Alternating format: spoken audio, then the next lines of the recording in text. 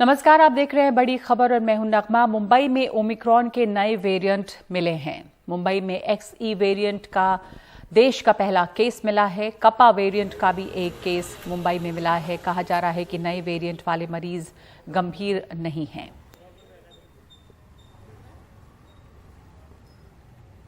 तो इन दो नए वेरिएंट के बारे में BMC के एडिशनल कमिश्नर सुरेश ककानी का कहना है कि एक मरीज फरवरी में विदेश गया था, मार्च में उसे संक्रमण हुआ और वो ठीक हो चुका है और उनसे बात की है सोहित ने।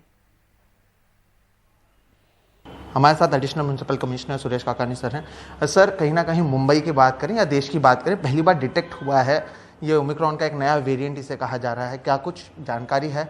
और ये ऐसे समय में आ रहा है जब मास्क पहनना अनिवार्य नहीं है, किस तरह से देखते हैं?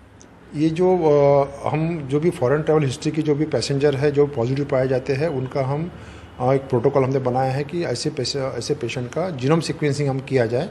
तो ये सैंपल हमने जीनोम सीक्वेंसिंग रखा था। मुंबई के 230 सैंपल हमने लोड किए थे जीनोम सीक्वेंसिंग के लिए। उसमें से 228 ये ओमाइक्रॉन BA.2 पाए गए, एक कापा पाया गया और एक XE पाया गया। XE के बारे में ज़्यादा जानकारी अगर दे तो WHO ने जो गाइडलाइंस जारी की है और जो अनुमान जारी किए हैं उसमें BA.2 और ओमाइक्रॉन का BA.2 और उसके साथ में ही XE ये करीबन एक सरीखे वायरस है। मुंबई में चूँकि BA.2 का भी डोमिनेशन स्टेज में है तो इसका जो XE का भी है उसकी भी स्प्रेडेबिलिटी करीबन 10% का फ़र्क होगा, उतनी है। तो ये जो पेशेंट पाया गया ये फरवरी महीने में इसकी फॉरेन ट्रैवल हिस्ट्री थी। ये मार्च महीने के पहले सप्ताह में पॉजिटिव पाया गया, उसका रिकवर भी हो चुका है पेशेंट। उसके जो हाई रिस्क कॉन्टैक्ट है, क्लोज कॉन्टैक्ट है, वो भी बाधित पाए नहीं गया है। और जैसा मैंने बताया कि फॉरेन ट्रैवल हिस्ट्री का था इसलिए हमने जीनोम सीक्वेंसिंग लगाया, उसका XE पाया गया है। लेकिन इसमें घबराने की बात नहीं है।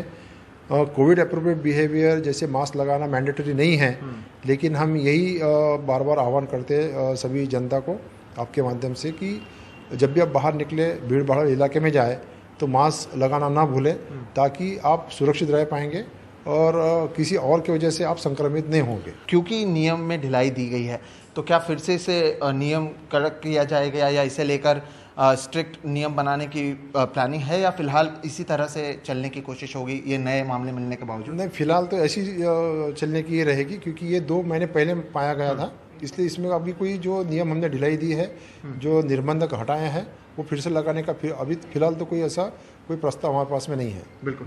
तो भले ही XE वेरिएंट एक नया वेरिएंट मिला हो, लेकिन जिस तरह से कहा गया कि 3 दिन के अंदर जो मरीज थे वो ठीक हो चुके हैं और फिलहाल घबराने की कोई बात नहीं है और जो टेस्टिंग है वो जिस तरह से जारी रहती है उसी तरह से जारी रहेगी।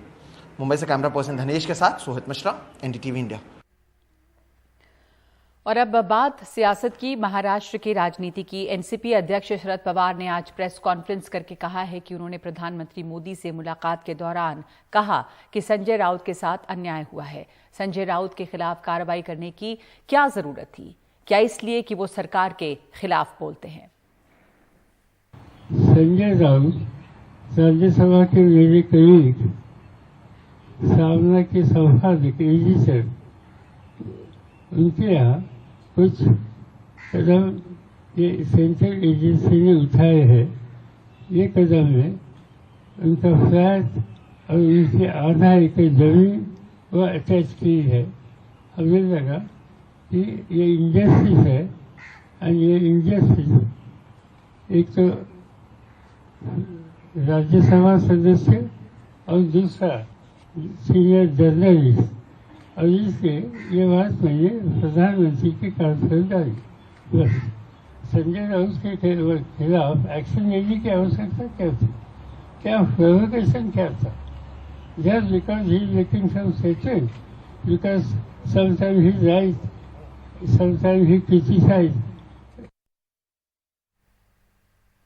आम आदमी पार्टी ने आज हिमाचल प्रदेश में अपने चुनाव प्रचार का आगाज कर दिया है। हिमाचल प्रदेश के मंडी में दिल्ली के मुख्यमंत्री और आम आदमी पार्टी के मुखिया अरविंद केजरीवाल ने पंजाब के मुख्यमंत्री भगवंत मान के साथ एक रोड शो किया, जिसमें अच्छी खासी भीड़ उमड़ी है।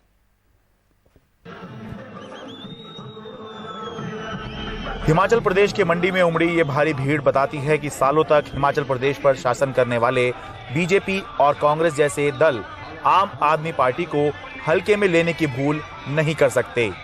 मंडी में अपने रोड शो में केजरीवाल ने हिमाचल के लोगों से पंजाब और दिल्ली की तरह ही एक मौका देने की अपील की। हिमाचल वालों, इस बार बारी हिमाचल प्रदेश की है, चाबी आपके हाथ में है। दिल्ली और पंजाब के लोगों ने करके दिखा दिया, इस बार क्रांति हिमाचल प्रदेश में।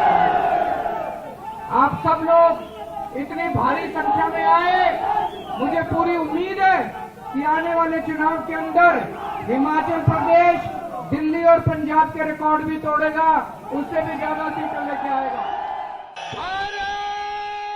केजरीवाल के साथ पंजाब के मुख्यमंत्री भगवंत मान भी थे। उन्होंने उम्मीद जताई कि इस बार हिमाचल में तीसरी पार्टी उभर कर सामने आएगी। जब से पंजाब के नतीजे आए हैं, तब से कांग्रेस और बीजेपी वाले हर रोज हिमाचल से बयान देते हैं, हिमाचल में तीसरी पार्टी नहीं आ सकती। इसका मतलब आ सकती है। आदमी वही बोलता है जिसका डर होता है। हिमाचल प्रदेश के मंडी में अरविंद केजरीवाल भगवंत मान के इस रोड शो का संदेश साफ है। सावधान, आम आदमी पार्टी यहां भी मुकाबले को तैयारी में लग गई है। हिमाचल प्रदेश चुनावों में जो बात आम आदमी पार्टी के पक्ष में जाती है वो ये है कि हिमाचल प्रदेश पंजाब से लगा हुआ है और पंजाब आम आदमी पार्टी अभी जीत कर आई है। लेकिन जो बात पक्ष में नहीं जाती वो ये है कि हिमाचल से उत्तराखंड भी लगा हुआ है, जो आम आदमी पार्टी के लिए अच्छा नहीं रहा। वहाँ पर आम आदमी पार्टी को अपेक्षाकृत सफलता नहीं मिल पाई। कहने का मतलब यह है कि हर चुनाव अलग होता है और अभी शुरुआती समय है, बहुत ही शुरुआती समय है। धीरे धीरे करके जब समय आगे बढ़ेगा तो पता चलेगा कि हिमाचल प्रदेश में कितना माहौल आम आदमी पार्टी अपने पक्ष में बना पाती है। मंडी हिमाचल प्रदेश से अपने कैमरा सहयोगी सचिन गुप्ता के साथ मैं शरद शर्मा, एनडीटीवी इंडिया। और अब बात पेट्रोल डीजल की। मुंबई में पेट्रोल 120 रुपए प्रति लीटर पार कर चुका है। डीजल शतक लगाने की ओर बढ़ रहा है। सीएनजी और पीएनजी की कीमतों में भी बढ़ोतरी हुई है। आर्थिक राजधानी में गुजर बसर वैसे भी मुश्किल है। मुंबई शहर रहने के लिए बहुत महंगा है और अब इस महंगाई ने मुंबई के लोगों की मुश्किलें काफी ज्यादा बढ़ाई हैं। देखिए इस रिपोर्ट में। 35 साल के तौफीक ताहिर खान खाने पीने के सामान की ऑनलाइन डिलीवरी वाले प्लेटफॉर्म जोमेटो के लिए डिलीवरी बॉय का काम करते हैं। एक दिन में करीब 100 किलोमीटर अपनी बाइक दौड़ाते हैं। कहते हैं कि पेट्रोल के दाम आसमान छू रहे हैं, लेकिन सालों से कंपनी सिर्फ 6.5 रुपए प्रति किलोमीटर अलाउंस दे रही है, जिसके चलते पेट्रोल पर करीब 350 रुपए रोजाना अपनी जेब से खर्च करते हैं। महीने में पूरी कमाई का करीब 28% हिस्सा पेट्रोल में जाता है। एवरीडे मुझे कम से कम 100 किलोमीटर चलाना पड़ता है और जेब से एवरीडे मुझे 350 प्लस मुझे अपने जेब से डालना एक्स्ट्रा। और इसमें कंपनी कोई सपोर्ट नहीं करती है। उसमें से 1300-1400 मिलते हैं, उसमें से मेरे 350 प्लस कटने माइनस होने नहीं होना है। इससे ज़्यादा कुछ नहीं होता हम लोग से। मैं कमा तो लेता हूँ 30,000 तक, मगर उसमें मैंने पेट्रोल का पैसा कट जाता है। 20,000 18,000 हमें होता है। 9-10 हज़ार महीने का हम लोग का पेट्रोल नहीं आ रहा है। ये सर्वेश सोनी है, उबर के लिए बाइक चलाते हैं। कहते हैं कि कंपनी प्रति किलोमीटर 5 रुपए देती है। जब पेट्रोल की कीमत 80 रुपए प्रति लीटर थी, तब भी इतना ही मिलता था। उबर ही बाइक चलाते हैं। अच्छा, उबर बाइक चलाते हैं आप, तो आप क्या फर्क पड़ा है अभी के बढ़ने की वजह से? बहुत ज्यादा फर्क पड़ा है। आप लोग को कमीशन दे रही है कंपनी अपना रेट बढ़ाया नहीं है, ऊपर से पेट्रोल का दाम बढ़े जा रहे हैं। तो पहले कितना देती थी, अब कितना दे रही है कंपनी? पहले भी जितना दे रही है अभी भी उतना ही दे रही है। कंपनी का कुछ बड़ा नहीं है। कितने रुपए आपको मिलते थे पहले? कितने रुपए आपको मिलते थे? 5 रुपए पर किलोमीटर देती है कंपनी। अच्छा। और पेट्रोल का दाम इतने बढ़ गए, 30 की अभी देती है गाड़ी, 5 रुपए कैसे पड़ रहा है हम लोग को, हम ही देखते हैं। अभी 80 रुपए पेट्रोल था, तब भी 5 रुपए था, आज भी 5 रुपए ही है। अभी कंपनी का कुछ ग्रोथ नहीं है, सिर्फ कंपनी थोड़ा इंसेंटिव बढ़ाई है। पेट्रोल डीजल की कीमत में 22 मार्च से जारी तेजी का सिलसिला रुकने का नाम नहीं ले रहा है। इस दिन से अब तक करीब 10 रुपए की बढ़ोतरी हुई है। 16 दिनों में 14वीं बार दाम बढ़कर मुंबई में पेट्रोल 120 के पार पहुंच गया है। इसकी कीमत अब शहर में 120 रुपए 51 पैसे प्रति लीटर हो गई है। डीजल 104 रुपए 77 पैसे। आर्थिक राजधानी मुंबई में गुजर बसर में मुश्किलों के किस्से तो पुराने हैं। कोविड की मार के बाद बढ़ती महंगाई में कारोबारी, कर्मचारी, छात्र हर वर्ग बेहद परेशान है। बहुत महंगा हो गया पेट्रोल, नहीं जम रहा है, फिर भी अभी क्या है, मजबूरी है, भरना पड़ता है। अभी तो मैडम 1 लीटर में कम से कम 10 बार सोचना पड़ता है बाहर कितनी बार आए जाए। अभी तो पहले तो बहुत घूमते थे कॉलेज में, घूमना बंद करते हैं। अभी तो कॉलेज भी बस से जाते हैं मैम, गाड़ी भी नहीं लेके जाते हैं। इतना ये हो गया है। अगर पेट्रोल का भाव बढ़ता रहेगा तो फिर गाड़ी बंद करके अपने को साइकिल चलाना पड़ेगा। दूसरा कुछ नहीं कह सकते। आधे से ज़्यादा सैलरी का पैसा पेट्रोल में जा रहा है। थोड़ा वो समझ सकते हो, वॉर के वजह से कुछ तो हुआ है गड़बड़, मतलब वॉर के वजह से प्राइसेस हाइक हो गए ऑयल के, इसमें भी वो समझ सकते, पर इतना ज़्यादा अचानक से नहीं होना चाहिए। पेट्रोल डीजल की बढ़ती कीमतों के बीच मुंबई में सीएनजी और पीएनजी की कीमतें भी बढ़ गई हैं।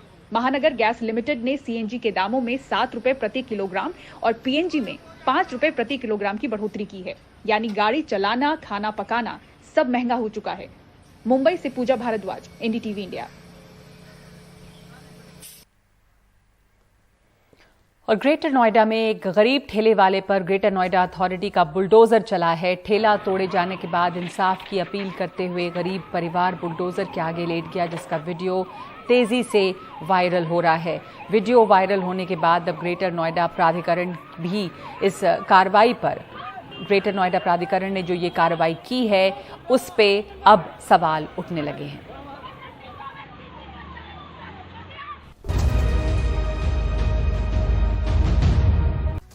यूक्रेन ने दावा किया है कि उसने कीव के बोरोड्यांका इलाके को फिर से अपने कब्जे में ले लिया है। यूक्रेन के रक्षा विभाग ने ट्वीट करके कहा है कि कीव के बोरोड्यांका में सिर्फ 42 दिन पहले 13,000 लोग रहते थे, लेकिन रूसी सेना ने वहां के लोगों को मारा और तबाही मचाई।